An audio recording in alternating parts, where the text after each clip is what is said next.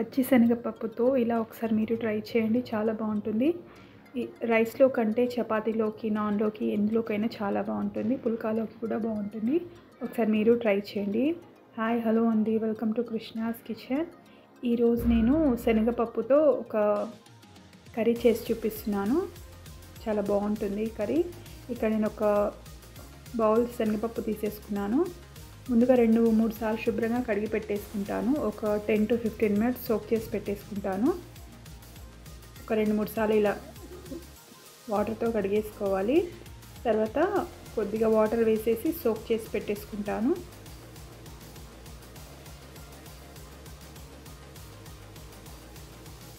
ఇలా కడిగి పెట్టేసుకోవాలి.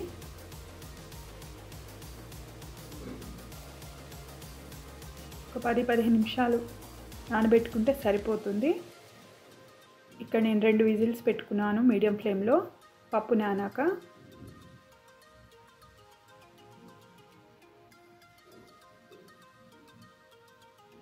టూ విజిల్స్ వచ్చేసాయి.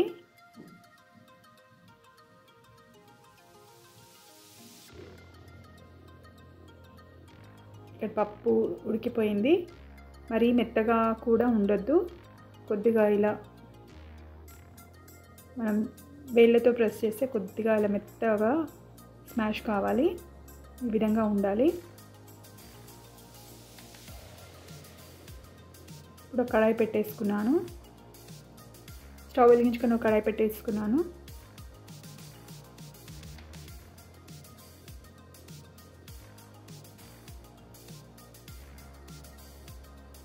రెండు 1/2 టేబుల్ స్పూన్ ఆయిల్ వేసేసుకున్నాను. కడాయి వేడయ్యాక ఈ పప్పు ఒకసారి మీరు ట్రై చేయండి, చాలా బాగుంటుంది. చాలా టేస్ట్గా ఉంటుంది. చపాతీలోకి అయితే చాలా బాగుంటుంది. ఇక్కడ ఆయిల్ వేసుకున్నాను. ఆయిల్ వేడయ్యాక కొద్దిగా పోపు దినుసులు వేసుకుంటున్నాను.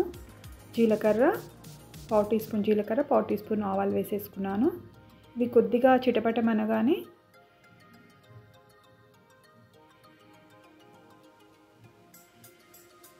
ఒక 3 లవంగాలు, 3 చిన్న ముక్కలు దాల్చిని వేసేసుకున్నాను. కొద్దిగా ఫ్లేవర్ బాగుంటుంది లవంగాలది ఇంకా దాల్చినది. అలాగే పచ్చిమిర్చి వేసేసుకున్నాను. ఒక 4 పచ్చిమిర్చి కట్ చేసి వేసేసుకుంటున్నాను.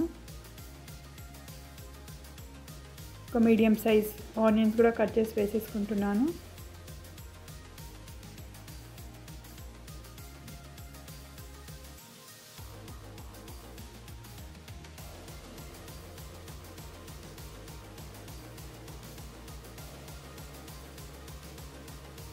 ఆనియన్స్ కొద్దిగా వేగాక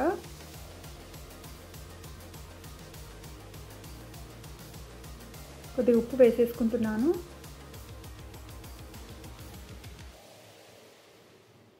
ఉప్పు వేయగానే త్వరగా వేగిపోతాయి. కొద్దిగా ఉప్పు వేసేసుకున్నాను, ఒక చిటికెడు.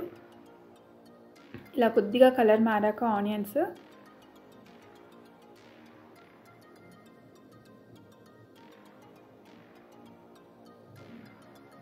పావు టీ స్పూన్ పసుపు వేసేసుకుంటున్నాను.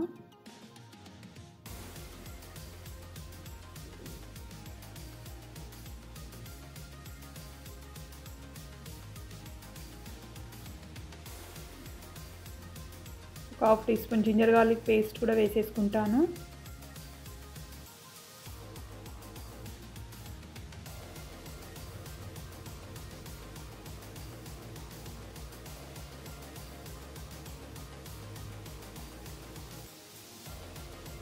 ఆనియన్స్ని కొద్దిగా ఇష్టపడే వాళ్ళు ఎక్కువ ఆనియన్స్ కూడా తీసుకోవచ్చు. అలా అయితే ఇంకా చాలా బాగుంటుంది. నేను ఒక మీడియం సైజ్ ఆనియన్ మాత్రమే తీసుకున్నాను.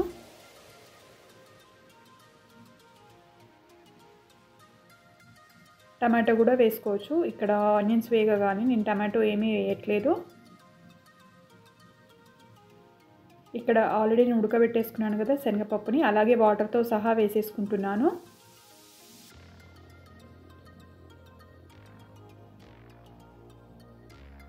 ఫ్లేమ్ మీడియంలో పెట్టేసుకొని పప్పునంతా ఉడికించుకోవాలంటే పప్పు ఆల్రెడీ ఉడికిపోయింది కదా, వాటర్ అంతా కొద్దిగా చిక్కబడాలి. అంటే కొద్దిగా డ్రై అయిపోవాలి.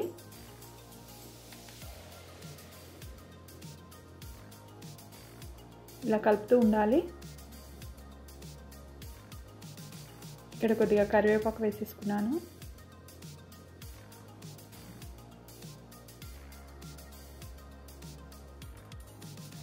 ఒకసారి మూత పెట్టేసుకుంటున్నాను. ఫ్లేమ్ మీడియంలోనే పెట్టేసుకోవాలి. పెట్టి ఉడికించుకోవాలి. ఒకసారి మూత తీసి చూస్తున్నాను.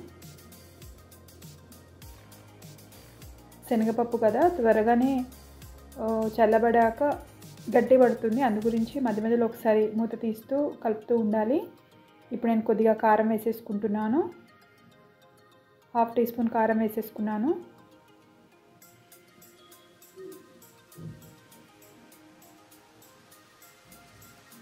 రుచికి సరిపడా ఉప్పు కూడా వేసేసుకున్నాను.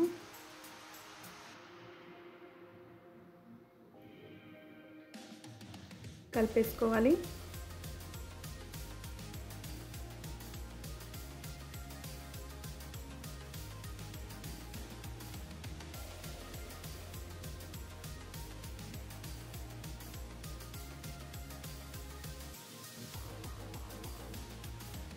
కొద్దిగా ఈ వాటర్ అంతా కొద్దిగా డ్రై కావాలి, అంటే కొద్దిగా తగ్గాలి వాటర్ అంతా. అప్పటి వరకు ఉడికించుకోవాలి మీడియం ఫ్లేమ్లో.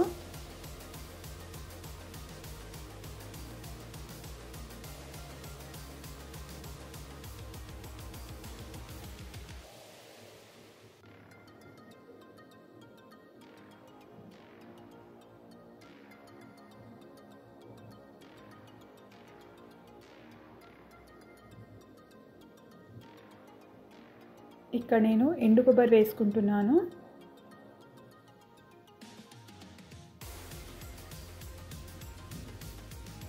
కావాలంటే పచ్చి కొబ్బరి కూడా వేసుకోవచ్చు, అలా కూడా చాలా బాగుంటుంది. నేను ఇక్కడ ఎండు కొబ్బరి వేసుకుంటున్నాను.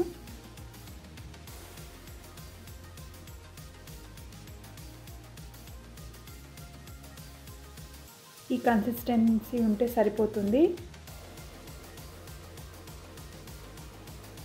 శనగపప్పు చల్లారే కొద్ది గట్టిపడుతుంది కదా, ఇలా ఉంటే సరిపోతుంది.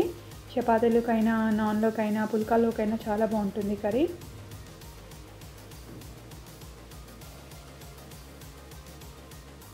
ఒకసారి మూత పెట్టేసుకుంటున్నాను.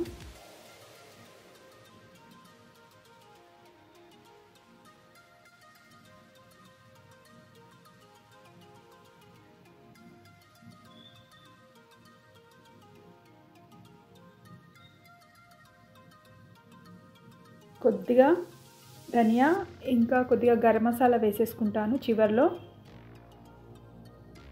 ఒక 1/4 టీ స్పూన్ ధనియా, కొద్దిగా గరం మసాలా వేసేసుకుంటాను. ఇలా చివర్లో కొద్దిగా ధనియా పౌడర్ ఇంకా కొద్దిగా గరం మసాలా వేసుకుంటే చాలా బాగుంటుంది ఈ కర్రీకి.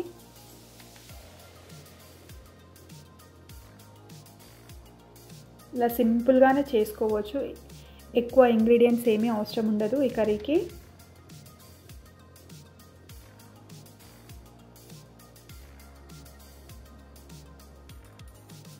ధనియా, గరం మసాలా పౌడర్ వేసేసుకున్నాను.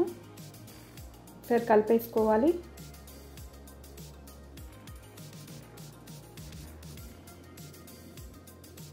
ఇలా ధనియా, గరం మసాలా వేసాక ఒక 1 మినిట్ అలా కలిపేసి స్టవ్ ఆఫ్ చేసేసుకోవాలి.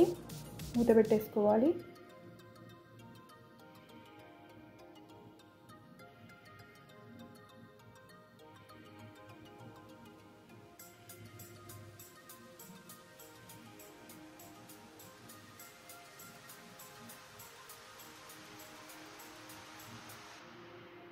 ఇక్కడ కొద్దిగా కొత్తిమీర వేసేసుకుంటున్నాను.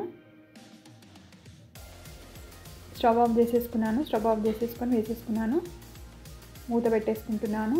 అంతేనండి, ఈజీగా చేసుకోవచ్చు. మీరు ఒకసారి ట్రై చేయండి.